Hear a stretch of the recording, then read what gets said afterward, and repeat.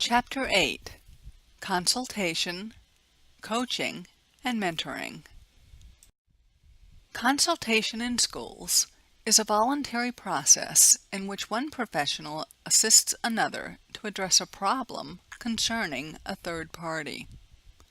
For example, a school psychologist may consult with a teacher about problem-solving and/or coping strategies she may use with some of her students. A behavior analyst might consult with a team about ABA strategies that might be incorporated into a student's behavior intervention plan. Note that the word voluntary is crossed out. There are times that consultation may not feel voluntary to the person who is being consulted. Perhaps a teacher is struggling with behavior management and has assigned a consultant to support her and offer strategies. The teacher may be offended and may not consider this to be a voluntary experience. Consultation includes several characteristics. First, consultation in schools is typically triadic, meaning that a third party is involved. The triadic nature of consultation usually means that there is an indirect relationship involved. Consider the example on the previous slide of a school psychologist providing consultative services. The psychologist works directly with the teacher, but may not directly work with or form relationships with the students. Consultation is also voluntary. It particularly has the voluntary feel when the consultee is the one who seeks the support of the consultant. A third characteristic of consultation is that there is an expert and directional relationship. All parties can grow as a result of the consultation that is occurring. While the consultant does not have authority of the consultee, he or she does have the expertise to provide support in the area of concern. Consultation usually includes a problem-solving process as identified in Chapter 6. The problem-solving process usually involves 6 steps or stages: entry, problem identification, planning, implementation evaluation, and exiting or adjourning. The final characteristic of consultation is that there are shared but differentiated responsibilities as well as accountability. While both the consultant and consultee have a shared vision about potential outcomes, they each have different responsibilities and different measures of accountability throughout the process. So, what is the rationale for using consultation in schools? What might be some of the benefits? The following are just some of the many reasons that consultation is used in schools. 1. It is a viable option for successfully educating students with disabilities or other special needs. 2. Consultation is low-cost and efficient means by which students with special needs who do not have disabilities can receive focused attention from expert staff. 3. Consultation can serve as a preventative role by providing a limited type of service to students at risk. Take RTI models, for example. Consultants might be used in Tiers 2 and 3 to proactively provide support to teachers and teams to improve student outcomes. And 4. Consultation can serve as a means of professional development when teachers seek assistance from consultants. Both can grow as a result of the collaboration. The 2 most common consultation models used in schools are behavioral consultation and clinical consultation models. Behavioral consultation is the most frequently used type of consultation in schools, typically employed by special education teachers, school psychologists, occupation therapists, autism specialists, and others. Problem-solving processes, similar to those described in Chapter 6, are used as part of the behavioral consultation model. Clinical consultation is a diagnostic model that traditionally has been used by school and counseling psychologists, diagnosticians, speech-language pathologists, and, to a lesser degree, by social workers, occupational therapists, physical therapists, and special educators.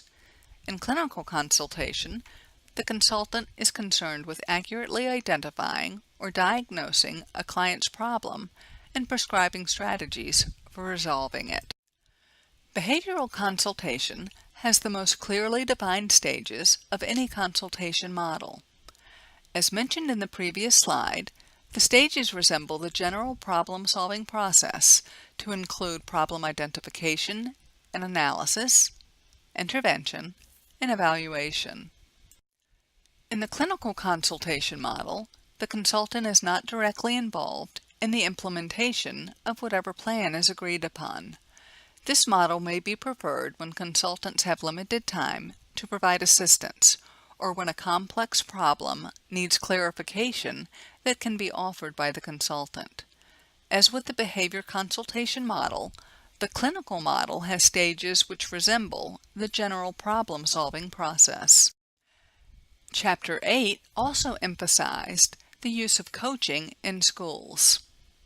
Instructional coaching refers to a process in which an education professional with advanced knowledge and skills uses various strategies for job-embedded professional development to increase the capacity of teachers so that they can improve student outcomes. Coaching is strongly based on collaboration and reciprocity, meaning there is high engagement on the learner's part. It is not a sit and get type of professional development. As such, a coach must have strong communication skills and be proficient in the norms of collaboration that we have been discussing in class, such as posing questions, pausing, and paraphrasing. Instructional coaching is common in schools and is used to meet a variety of needs. Two common coaching methods include technical coaching and reform coaching. Technical coaching has its primary purposes in introducing teachers to research-based practices, such as new instructional initiatives, and then supporting them in its implementation. This would include the facilitation of problem-solving if barriers are encountered. Coaches oftentimes model for teachers until they are comfortable in implementing the new strategy and then provide feedback. Reform coaching has a broad-based goal of raising student outcomes. For example, at a particular high school, only 23% of ninth graders were considered proficient in algebra. The principal solicited the support of a reform coach to improve proficiency in algebra. Coaching is rarely implemented in its pure form, with school divisions oftentimes using coaching practices to fit the unique needs of the division. Coaching is premised on collaboration. Therefore, divisions that use coaching models should also emphasize effective communication skills. While coaches share expertise in order to improve teacher practices, teachers make the choice of how the expertise or guidance is incorporated into practice. Coaches do not have supervisory authority over teachers, but can share with principals how teachers are implementing shared strategies. Mentoring takes the form of personal guidance, usually provided by experienced teachers to teachers in their first few years of teaching. The purpose of an induction mentor program is to induct novice teachers into the field of education and to improve retention in the field. Research shows that when a sound mentoring program is in place, teacher retention increases. Mentoring shares many of the same characteristics as consultation.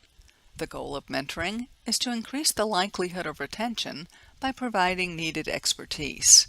It is important to understand that the relationship between a mentor and mentee is not an evaluative one.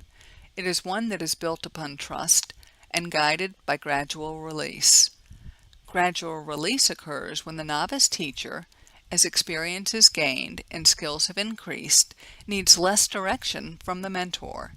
At this point, the relationship becomes more collaborative. Mentorship is most effective when both mentors and mentees embrace and actively engage in the partnership. Novice teachers' responsibilities are to raise topics of concern as well as to integrate new knowledge and skills into their teaching repertoire. The intent of mentoring is to help early career educators become experts so that they can more effectively address student needs. There are many essential components, pieces, that must be put into place for an effective mentor program. First, mentors should be matched to the novice teachers based on subject area or grade level. It is also imperative that administrative structures are established to support the mentor program. Mentor programs that lack an administrative framework and support are not likely to be effective. A third component to increase the effectiveness of a mentor program is the amount of contact between mentors and mentees. There should be frequent contact between the two to assure that the mentee is being provided a high level of support.